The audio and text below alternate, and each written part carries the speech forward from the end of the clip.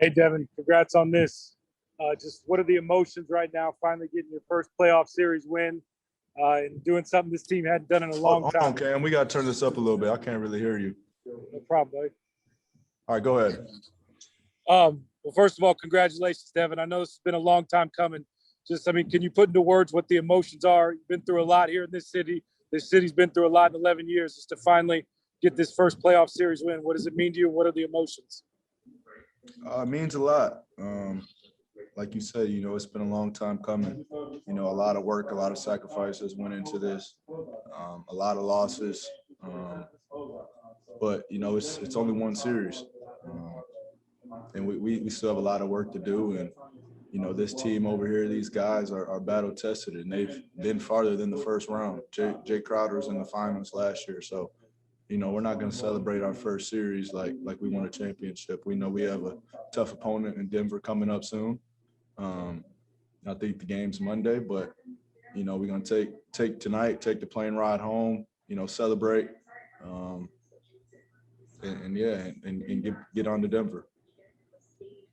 Next is Dwayne Rankin with the Arizona Republic, and then Gina Mizell. Yeah, Devin, congrats. I see you rocking that white on white. That looks pretty good. Wanted to ask just about how you look at this game. At what point were you like, I'm feeling it. I'm feeling it right now. I can't miss right now. I was just locked in, Dwayne, to be completely honest, from when I woke up, I had a tough time taking my pregame nap, all out of excitement. I knew we treated this game like a game 7. We knew we had to come in and, we were stressing since we won the last game that, we wanted to end it here on their home court. Next is Gina Mizell with Suns.com, and then Mark Spears. Hey, Book, I saw when you were walking off the floor into the tunnel, you kind of looked up, you sort of put your hands together. I'm just curious what you were thinking in that moment. Honestly, I was thinking about Kobe in the conversations that we had, kind of about, what we just went through, the postseason, and being legendary and taking the steps to get there. So seeing that 8 and that 24 up there, with the way that the lighting that Staples has right here, it feels like, it's shining down on you. And I know he was here tonight. I know he was here tonight. I know he was in the building. I know he was proud. Next up is Mark Spears, followed by Kellen Wilson. Hey, Book, congratulations, man. Thanks, Mark. Tell me about just words of wisdom your dad has given you. Sound like he knew the moment that was coming your way. There's so much. My dad has, helped me through a lot, especially in my basketball career from a very young age. And, we've sacrificed a lot of hours and a lot of time to this sport. So I know he wanted this. Probably the only person that wanted it more than me was him. And, just having a short memory, some of the best advice he left me with or leaves me with, that just going out there and compete. I've been in gyms with him. I've played on his team. I've played against him. And, he always competed at the highest level. And I think that rubbed off on me a little bit. Next is Kellen Wilson with Arizona Sports, and then David Brandt.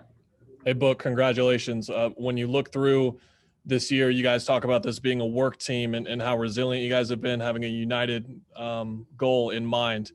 When the Lakers were making a run, how easy was it for you to kind of link up with everyone and regain focus quickly to close it out here like you wanted to?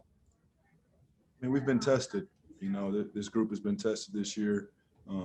Chris has always preached to us during the year, these little moments during the regular season might not seem much, but they can lose you a game in the playoffs. So, just hearing that in the back of our head throughout the whole game and hearing them repeat it today, you just have an understanding that every possession matters. We knew they weren't going to give up. Even going into halftime up 20, we knew the game wasn't over. We knew they were going to, go out swinging. So we just want to stay on it, stay at them. They hit shots. I think they cut it to 10 or 11. But we stuck together, made the right plays, and everybody hit big shots. Next is David Brandt with the Associated Press, and then Anthony Slater. Hey, Devin, congratulations on the win. I know that, pretty much every NBA player thinks that when the chips are on the table in the biggest game of their professional career, they go out and score 47 points. But to actually go out and do it and play one of your best games, what's that feel like? How's that kind of help you? I don't know if vindication is the right word, but just kind of validate everything you worked for to come out and play your best in such a big game. I'm not in the business to, validate what, other person thinks of me, or what everybody else thinks of me. This game doesn't define me.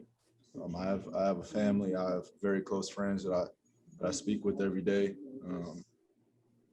And to me,